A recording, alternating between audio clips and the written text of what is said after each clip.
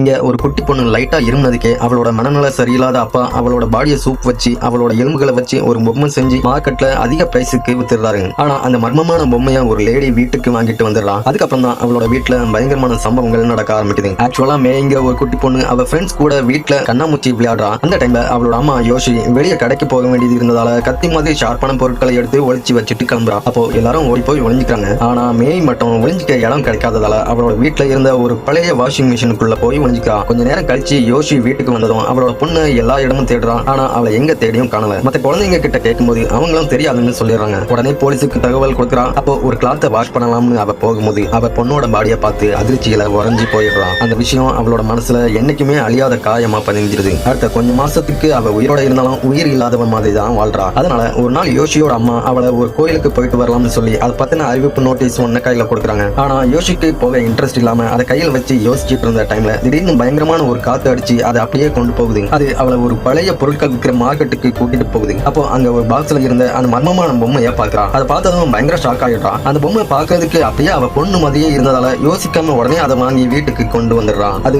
வீட்டுக்கு வந்ததுக்கு அப்புறமா அவளோட மனநிலை கொஞ்சம் இம்ப்ரூவ் ஆக ஆரம்பிக்குது. அந்த பொம்மையை அவளோட பொண்ணு மாதிரியே பாத்துக்க ஆரம்பிக்கிறான். அந்த பொம்மை இருந்ததால போக போக யோசி அவளோட பொண்ணை இழந்த துக்கத்துல இருந்து மீண்டு வர ஆரம்பிக்கிறான். அதுக்கப்புறம் அவ திரும்பவும் கர்ப்பமாகி மாயிங்க ஒரு குழந்தையும் பிறக்குது. குழந்தை வந்ததுக்கு அப்புறமா அவங்களோட வீடு சந்தோஷமா மாறிடுது. இப்போ பேரண்ட்ஸோட அன்பு பாசம் எல்லாம் அவங்க குழந்தை பக்கமா திரும்பினதால அந்த பொம்மையை கண்டுக்காம அதை தூக்கி ஒரு மூலையில போட்டுறாங்க. அதுக்கப்புறம் தான் அந்த வீட்டுல மர்மமான சம்பவங்கள் நடக்க ஆரம்பிக்குது. அவளோட குழந்தை காரணமே இல்லாம எப்பவும் அழுதுகிட்டே இருக்குது. எவ்வளவு சமாதானப்படுத்தினாலும் அழுகையை நிறுத்தவே இல்லை. அப்போ யோசி எதிர்த்தியா அந்த பொம்மையை தூக்கி குழந்தை பக்கத்துல வச்சதும் அழுகையை நிறுத்திடுறான். ஆனா கொஞ்ச நேரத்துல குழந்தைய ரூமுக்குள்ள வச்சுட்டு வெளியே வந்ததும் சடனா குழந்தை கதறி அழ ஆரம்பிக்குது. உடனே யோசி வேகமா வந்து பார்க்கும்போது குழந்தையோட கழுத்துல ஒரு முடி டைட்டா இறுக்கி இருக்கிறத பார்த்து பயங்கர ஷாக் ஆகுறா. யாரோ குழந்தைய கொலை பண்ண ட்ரை பண்ண மாதிரி இருக்குது. அப்பதான் அந்த பொம்மை மேல ஏதோ பயங்கரமான சக்தி இருக்குதுங்கிறத உணர்ந்து அதை ஸ்டோர் ரூம்ல வச்சு போட்டிடுறா. அடுத்த 5 வருஷத்துக்கு வீடு அமைதியா இருக்குது. இப்போ மாய் கொஞ்சம் வளர்ந்துடுறா. ஒரு நாள் அவ ஸ்டோர் ரூமுக்குள்ள போய் விளையாடும் போது தெரியாம அந்த பொம்மையை வெளியே எடுத்து கொண்டு வந்துடுறா. அதை பார்த்து யோசியோட பாடி ஃபுல்லா நடுங்கி போயிருது. பார்த்தா